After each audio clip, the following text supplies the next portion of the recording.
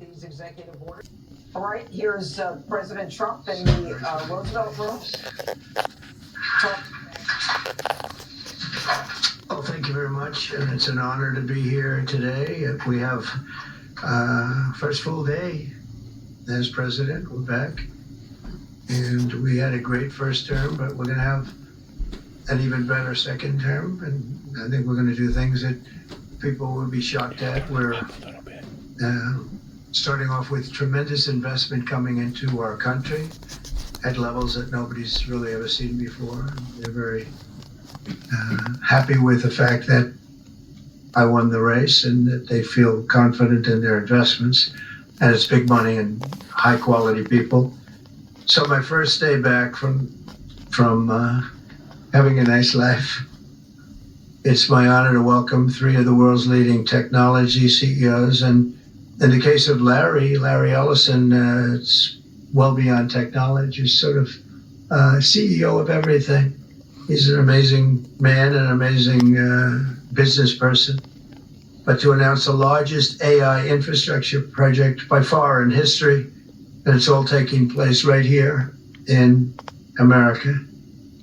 As you know, there's great competition for AI and other things, and they're coming in at the highest level. We're joined by Oracle Executive Chairman Larry Ellison, SoftBank CEO, my friend Masa Yoshi-san, and CEO of OpenAI, and I would say the by far the leading expert based on everything I read, Sam Altman. So that's great that you're coming in together. That's a massive group of talent and money. Together, these world-leading technology giants are announcing the formation of Stargate. So put that name down in your books, because I think you're going to hear a lot about it in the future. A new American company that will invest $500 billion at least in AI infrastructure in the United States, and very, very quickly, moving very rapidly, creating over 100,000 American jobs almost immediately. This monumental undertaking is a resounding declaration of confidence in America's potential under a new president. Let me be a new president. I didn't say it, they did. So I appreciate that, fellas. But it'll ensure the future of technology. What we want to do is we want to keep it in this country. China is a competitor and others are competitors. We want it to be in this country, and we're making it available. I'm going to help a lot through emergency declarations, because we have an emergency. We have to get this stuff built. So they have to produce a lot of electricity, and we'll make it possible for them to get that production done very easily at their own plants if they want, where they'll build at the plant, the AI plant, they'll build energy generation, and that will be incredible. But it's technology and artificial intelligence, all made in the USA. Beginning immediately, Stargate will be building the physical and virtual infrastructure to power the next generation of advancements in AI, and this will include the construction of colossal data centers, very, very massive structures. I was in the real estate business. These buildings, these are big, beautiful buildings. They're going to employ a lot of people. And physical campuses and locations currently being scouted nationwide. They're making their choices of locations. I think they have their choice. I'd like to ask Larry, Sam, and Masa to say a few words and just talk about a little bit about what they're doing, and if you have any questions, and then we'll go into a couple of other subjects also. But this is, to me, a very big thing. $500 billion Stargate project. I think it's going to be something that's very special. It'll lead to something that could be the biggest of all. So, Larry, maybe we'll start with you and we'll go down the line. Thank you.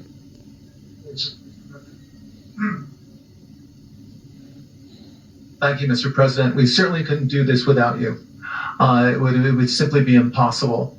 AI holds incredible promise for all of us, for every American. We've actually been working with OpenAI for a while and with Masa for a while. The data centers are actually under construction. The first of them are under construction in Texas. Each building's 500,000 square feet. There are 10 buildings currently being built, but that will expand to 20 and other locations beyond the Abilene location, which is our first location.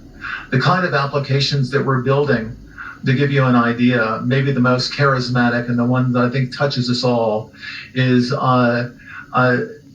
electronic health records.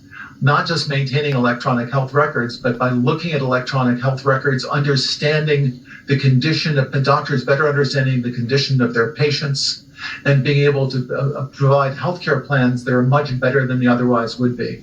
A doctor in Indian River Reservation would be able to see how a doctor at Memorial Sloan Kettering would treat the patient, or a doctor at Stanford would treat the patient. We actually provide all of that information, all of that guidance to the doctors who are treating cancer patients or patients with any other kind of disease, made possible by AI. I'm not going to take a lot of time. I'm going to pass it to Masa, but this is a very exciting program for Oracle to be a part of. Thank you.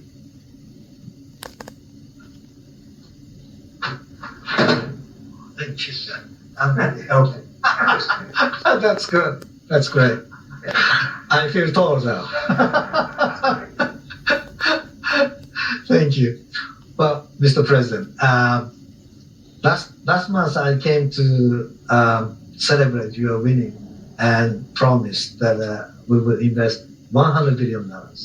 And you told me, oh, Masa, go for 200. Now I came back with 500. Because this is the, as you said yesterday, this is the beginning of golden age of America. This is one great example, I think, right? We wouldn't have decided to do this. This is the beginning of golden age. We wouldn't have decided unless you won. And yesterday we agreed, we signed to make this happen because of this thing. So we would make this happen. We would immediately start deploying $100 billion with a goal of making $500 billion within next 4 years, within your term, right? Because of your success. So we are very, very excited to do this.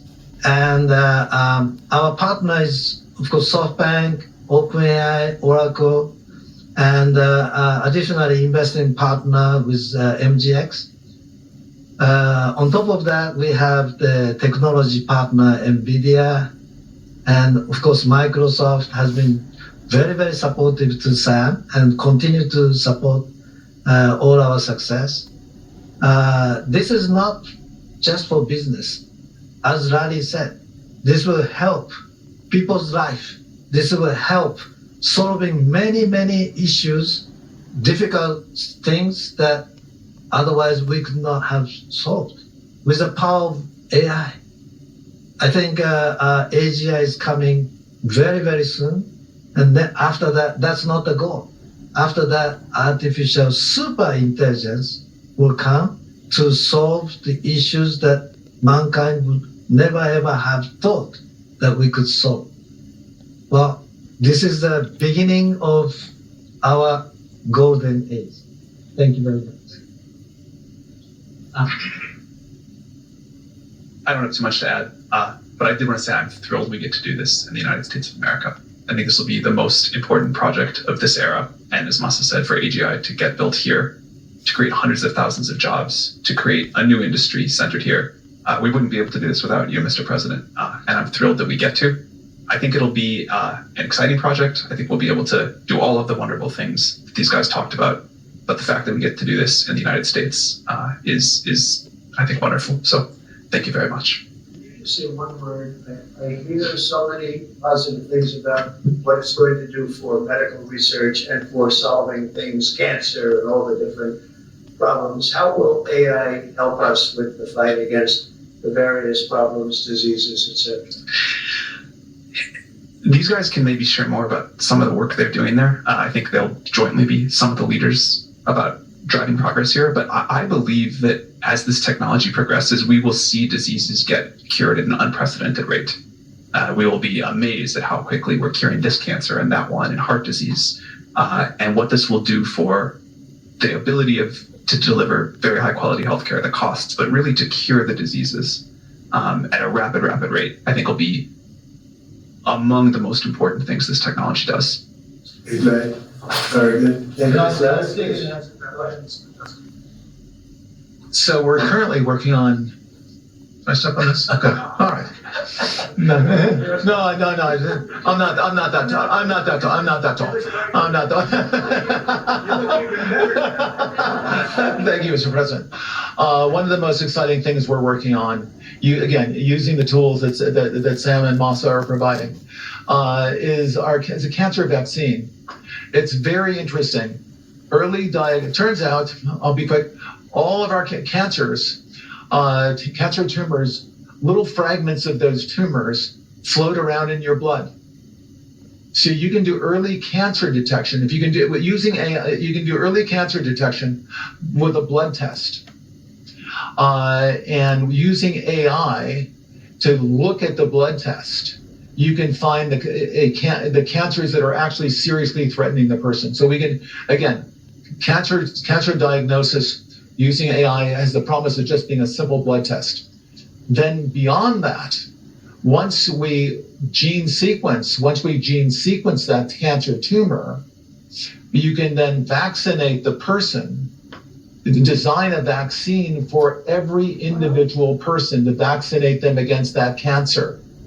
And you can make that vaccine, that mRNA vaccine, you can make that robotically, again using AI, in about 48 hours. So imagine early cancer detection, the development of a cancer vaccine for your particular cancer aimed at you, and have that vaccine available in 48 hours. This is the promise of AI and the promise of the future. Thanks.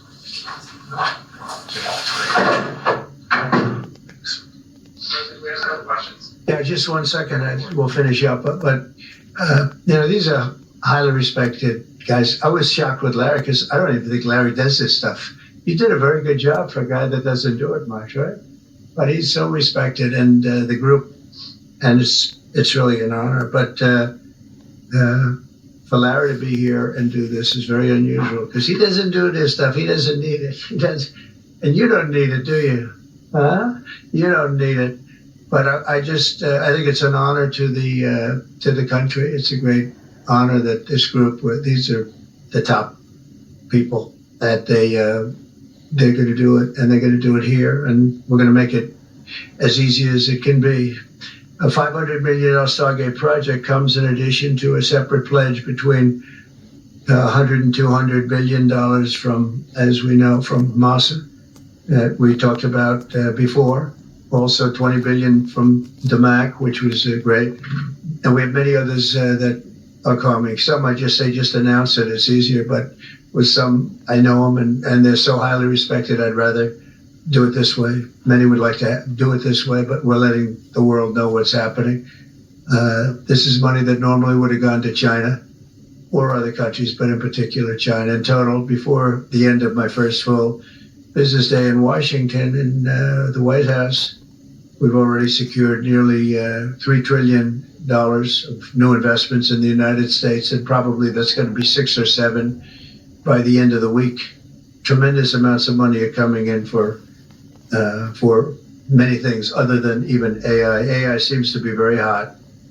It seems to be the thing that a lot of smart people are looking at very strongly. And our country will be prospering like never before. I think that's true, and it's going to be the golden age of America. As I say, yesterday we had the most ambitious, action-oriented day of any administration in history. There's never been a first day like yesterday, as you know. I signed a sweeping slate of executive orders to stop the invasion of our borders. I launched a government-wide effort to defeat inflation and bring down the cost of daily life and bring down the cost of energy, magnificently bring it down. And when energy comes down, Larry, I'd say generally speaking, when energy comes down, everything else comes down. The prices of food and the prices of everything else come down. Energy is that's the big baby. And we declared a national energy emergency to drill, baby, drill, our term that we use. We're going to drill, baby, drill like never before. We ended destructive DEI mandates across the federal government and returned our country to a merit-based system and a common sense system. As you know, the Supreme Court gave us a decision on merit, where things in this country can be based on merit now instead of a lot of different rules, regulations, and things that really put our country at a big disadvantage. We permanently stopped government censorship and restored free speech. That was signed yesterday. We renamed the Gulf of Mexico the Gulf of America. Sounds so beautiful, the Gulf of America, and returned the name of a great president, William McKinley, to Mount McKinley. They took off the name, and he was actually a great president. He was a very, very successful businessman. He ran for governor of Ohio. He won and did a great job as governor, ran for president, and he won. He was assassinated, ultimately, in his second term, unfortunately. But he was the tariff king, and I don't think he was as bad as I am. I think I believe in him even more than him, but he believed in him very strongly. And he raised massive amounts of money. Our country was at its richest from 1870 to 1913. We had the most, that was when we were the richest, relatively speaking. We were the richest during that period of time. That was tariffs from other countries. And our administration's moving with unprecedented urgency and speed to confront every single crisis facing us, and we'll get the job done. And again, I want to thank Sam and Masa and Larry for being here. It's an honor to have them. And we'll take a few questions if you want. The executive orders, you would agree that it's never acceptable to assault a police officer. Sure. So then if I can, among those you pardoned DJ Rodriguez, he drove a stun gun into the neck of a DC police officer who was abducted by the mob that day. He later confessed on video to the FBI and pleaded guilty for his crimes. Why does he deserve a pardon? Well, I don't know. Was it a pardon? Because we're looking at commutes and we're looking at pardons. Okay, well, we'll take a look at everything. But I can say this. Murderers today are not even charged. You have murderers that aren't charged all over. You take a look at what's gone on in Philadelphia, take a look at what's gone on in LA, where people murder people and they don't get charged. These people have already served years in prison, and they've served them viciously. It's a disgusting prison. It's been horrible. It's inhumane. It's been a terrible, terrible thing.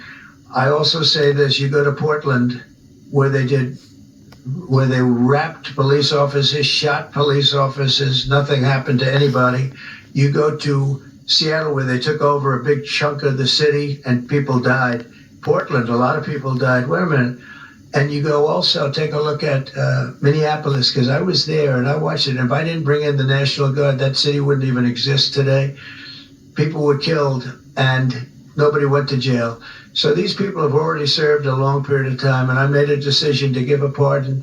Joe Biden gave a pardon yesterday to a lot of criminals. These are criminals that he gave a pardon to, and you should be asking that question. Why did he give a pardon to all of these people that committed crimes?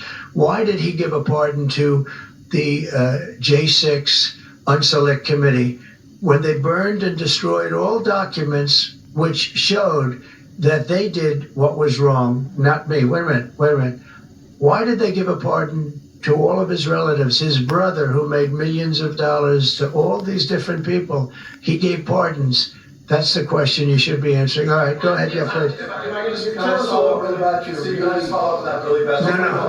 No. I just want to ask Go ahead. you said Tell us about your meeting with Speaker Johnson, Senator Thune. Did you reach any conclusion on this one big? Pretty much. I think we have a good situation now. It's been in some ways made simpler by Los Angeles because they're going to need a lot of money. And generally speaking, I think you'll find that a lot of Democrats are going to be asking for help. So I think maybe that makes it more one-sided. I think we're going to do very well. Look, we're going to take care of Los Angeles. I'm going there. I'm going to North Carolina, which has been abandoned by the Democrats. And I'm going to North Carolina, very importantly, first. I'll be there on Friday. And then I'm going from there to Los Angeles, and then I'm going to Nevada, and I'm really going to Nevada to thank them for the vote, because we won Nevada overwhelmingly, and that's usually a Democrat vote. And I just want to go there to thank the people of Nevada for the big vote. So we'll be making that. Yeah. The leaders of the Proud Boys and the Oath Keepers were freed following their pardons yesterday. At the time, back in 2021, you urged them to stand back and stand by. Is there now a place for them in the political conversation? Well, we have to see. They've been given a pardon. I thought their sentences were ridiculous and excessive. One of the guys took down a flag that was an anti-American flag, and he was given years in jail. I don't know the exact number, but he was given many years in jail. I thought it was very excessive. And at least the cases that we looked at, these were people that actually love our country, so we thought a pardon would be appropriate, yeah. Mr. President, is it also true in your conversations with Republicans today that you asked them to consider recess appointments for cabinet officials? I think, yeah, if it's needed. I don't think it's going to be needed. Marco, as you know, got passed overwhelmingly with 99-0, which is pretty amazing. Marco's going to do a great job, Secretary of State, but he just got, I guess he was the first one and just got approved. That's some vote, 99-0, and the nothing was a vote that he would have gotten if we wanted to do it. But you know whose vote that was? Who's doing a great job right now as Vice President. You also talk about some sort of a trade or a deal involving wildfire relief and extension for a debt. Well, what I really want to have done, I was talking about this with the guys back in the Oval Office. Los Angeles has massive amounts of water available to it. All they have to do is turn the valve, and that's the valve coming back from and down from the Pacific Northwest, where millions of gallons of water a week and a day, even in many cases, pours into California, goes all through California down to Los Angeles, and they turned it off. It's off now. The valve goes, it turns toward the Pacific Ocean, and all that water goes pouring into the Pacific Ocean. If they did what I told them to do, they wouldn't do it because politically they didn't think it was good. I think it's great politically. I think they're dead politically. What they've done, they've destroyed the city. What they've done to that city is unbelievable. The sprinklers, their sprinklers, and they're like these right here that you see. None of them had any water in them. They didn't have any water. The fire hydrants, 40% of them had no water.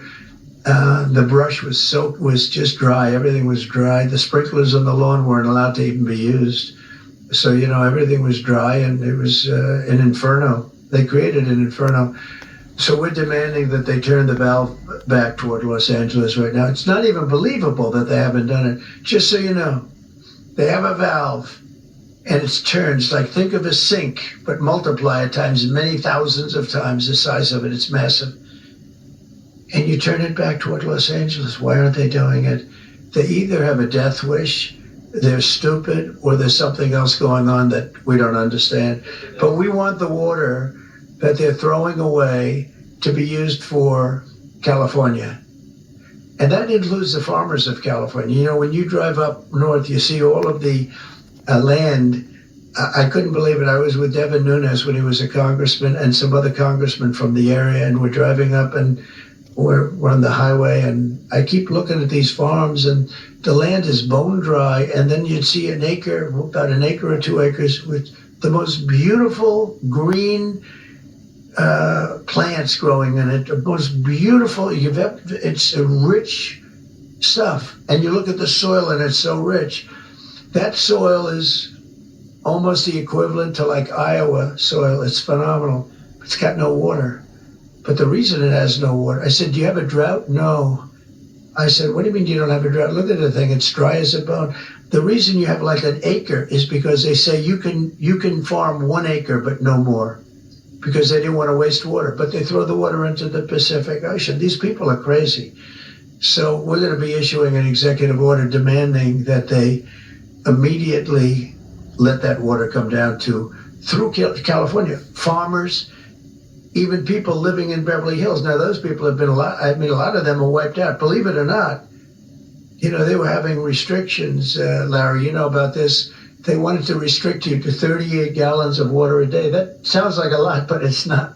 When you're a rich person and you like to take a shower, 38 gallons doesn't last very long. And they have all this water, and it's really good water. Up high, Pacific Northwest, some comes in from Canada, a nice country, by the way, comes in from Canada, and it comes all the way through California, and they're restricted. You even have the half pipes, the half pipes, the cut pipes, big ones, bigger than this room.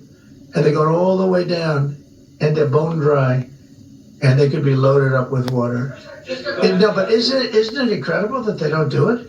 And it's to protect the Delta smelt. It's a fish that's doing poorly anyway. But I said, how are you protecting the Delta smelt by not giving it water? It's a fish.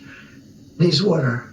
Nobody can answer that question. President Trump, TikTok, Mr. President. Well, let me do this first. Are you open to Elon buying TikTok?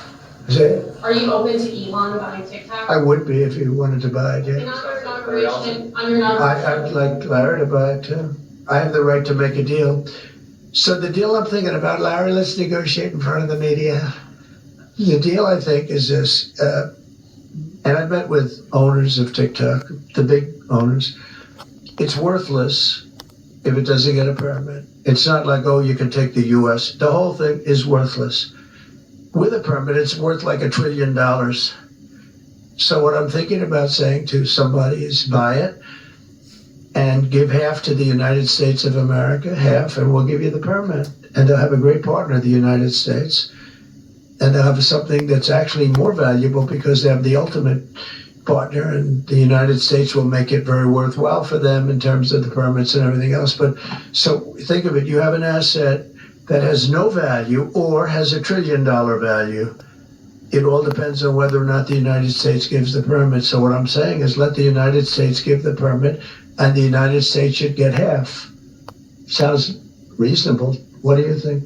Sounds like a good deal to me, Mr. President. He can afford it too. Mr. President, you're a president who has long said that you back the blue, but aren't you sending the message that assaulting officers is okay with these parties? No, the opposite. In fact, I'm going to be letting 2 officers from Washington Police, D.C.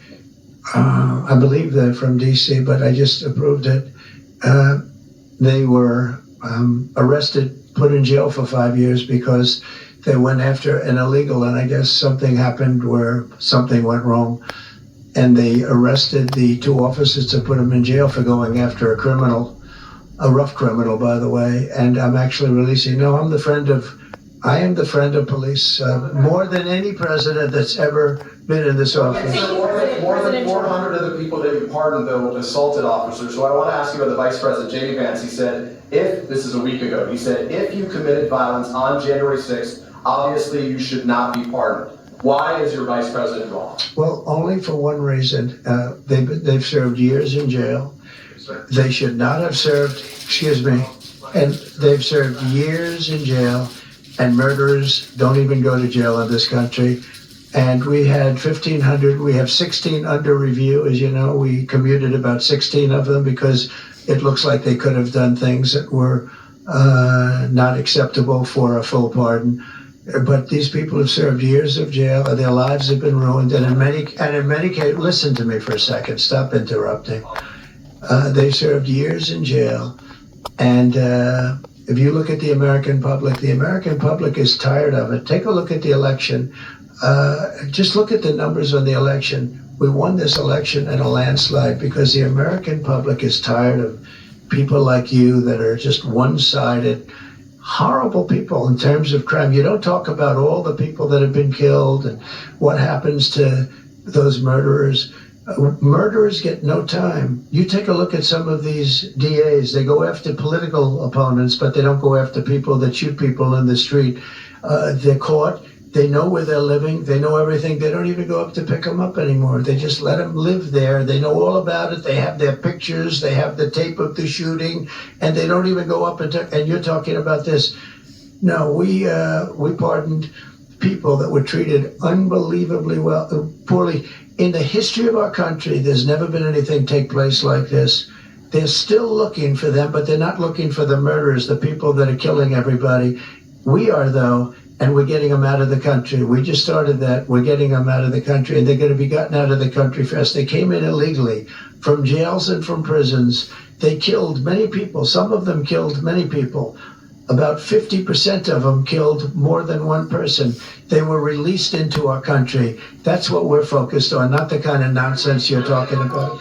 You've called for a ceasefire in Ukraine. If Vladimir Putin doesn't come to the table to negotiate with you, will you put additional sanctions on Russia? Sounds likely. And do you think that the war should be frozen currently along The war should have never started. If you had a competent president, which you didn't, the war wouldn't have happened. The war in Ukraine would have never happened if I were president.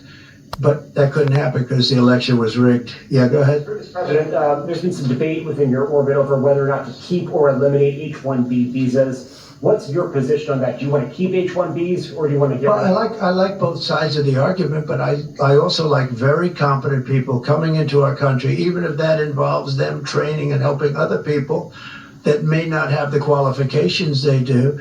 But I don't want to stop. And I'm not just talking about engineers. I'm talking about people at all levels. We want competent people coming into our country. And HB1, I know the program very well. I use the program.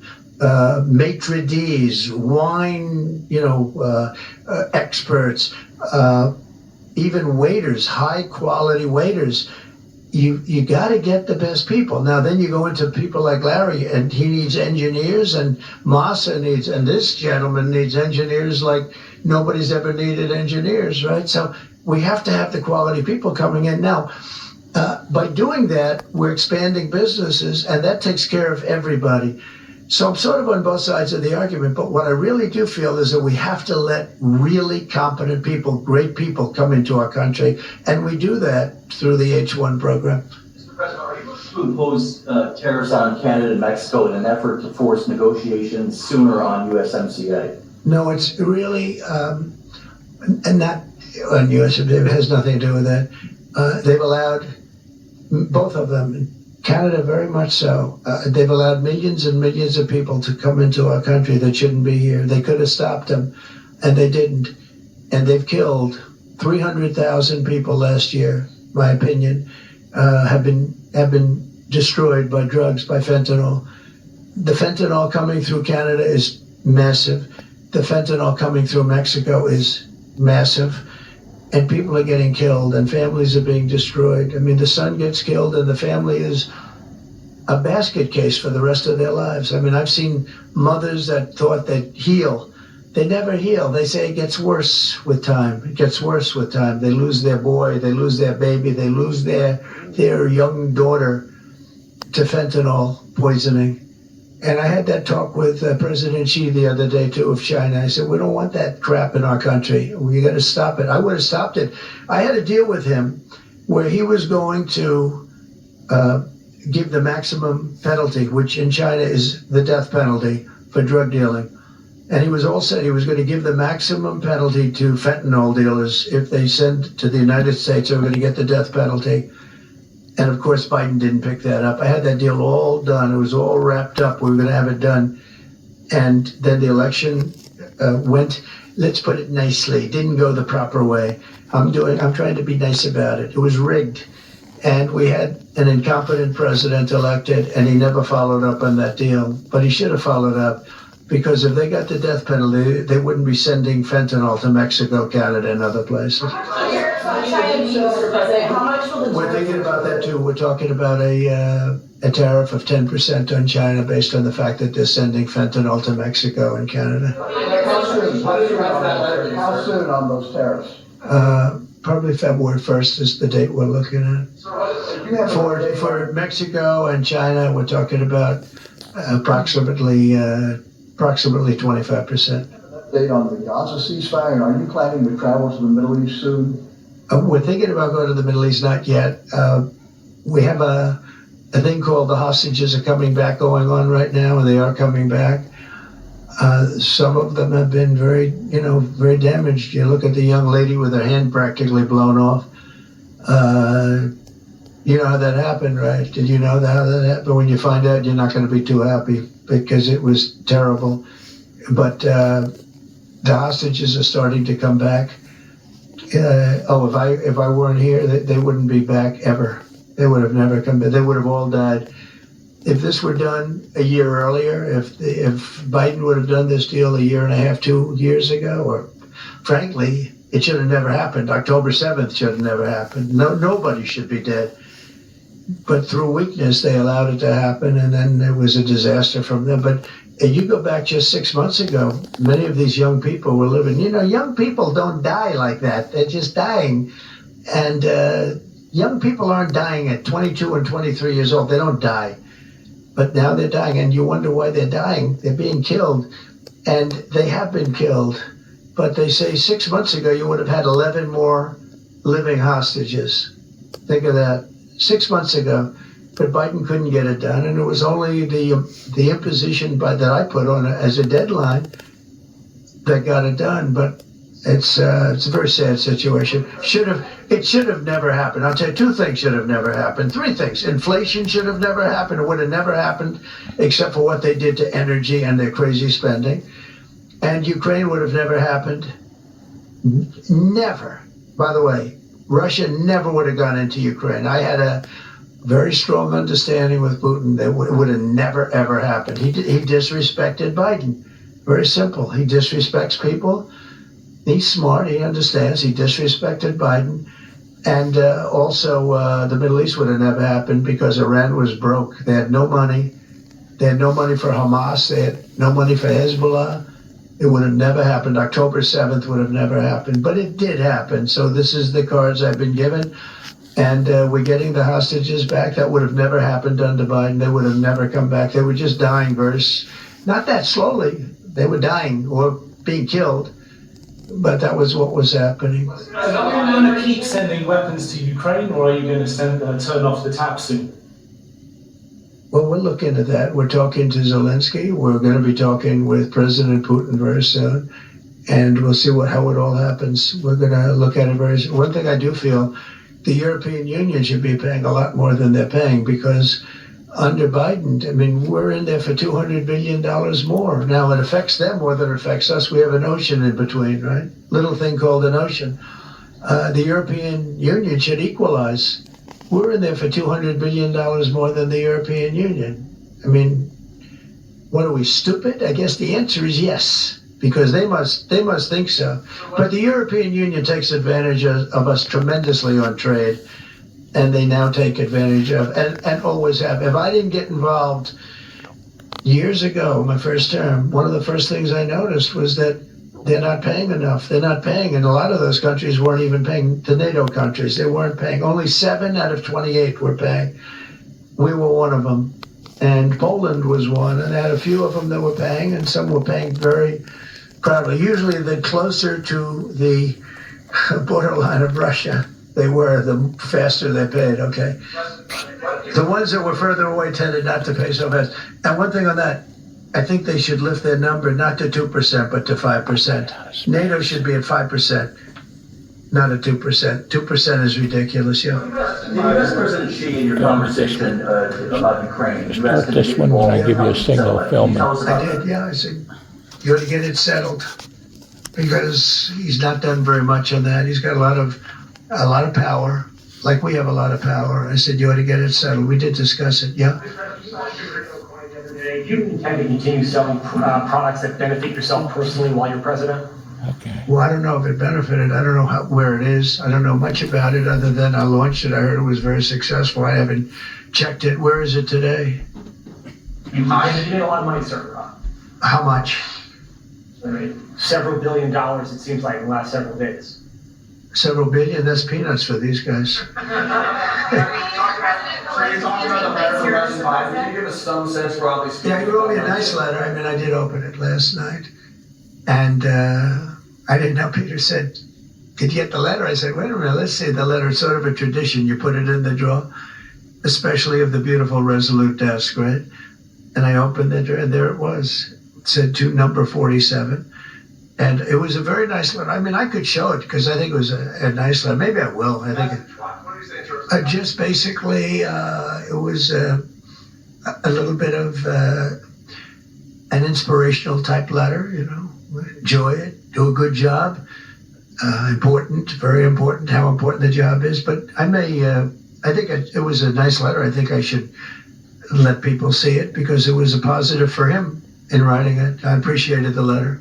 Mr. President, were security concerns at all a factor when deciding to move your inauguration indoors? No, not at all. No, not at all. It was just cold. If we would have, I just went out to the helicopter, right, we said goodbye. That's a tradition. As long as before it used to be a stagecoach, and then helicopters came along. But that's been a tradition. You go out and you do that. And we stood there for 10 minutes, and I'll tell you what, people would not have been able to get through that day. That was cold. It was sort of interesting. Don't let the sun fool you. Tell me something. Sunny days can get very cold, can't they? Because that was so freezing yesterday. You couldn't have gotten through it. It would have been. And the answer is no, it wasn't security. With that being said, I thought the Capitol, the Rotunda, was beautiful. 72 degrees, unbelievable sound. It's like being in an opera house. I could see people wanting to do it there rather than outside. Why did they remove John Bolton's security clearance, sir? Because I think that was enough time. We take a job. You take a job, you want to do a job. We're not going to have security on people for the rest of their lives. Why should we? I thought he was a very dumb person, but I used him well because every time people saw me come into a meeting with John Bolton standing behind me, they thought that he'd attack them because he was a warmonger. He's the one that got us involved, along with Cheney and a couple of others, convinced Bush, which was a terrible decision, to blow up the Middle East. We blew up the Middle East and we left. Then we got nothing out of it except a lot of death. We killed a lot of people, and John Bolton was one of those guys, a stupid guy. But no, you can't have that for life. You shouldn't expect it for life. Mentioned with President Zelensky, will that take place here, and when and where will you meet? I don't know. I mean, look, President Zelensky would like to have peace. He's told me that very strongly. He'd like to have peace, but it takes two to tango. We'll see what happens. When will you meet with President Putin? Anytime they want, I'll meet. I'd like to see that end. Millions of people are being killed, and they're being killed. It's a vicious situation, and they're now largely soldiers. A lot of people have been killed in the cities. They look like demolition sites. Buildings, massive buildings bombed and coming down. The thing with Ukraine is that many more people died than you're reporting. You're not reporting the real numbers, and I'm not blaming you for that. I'm blaming maybe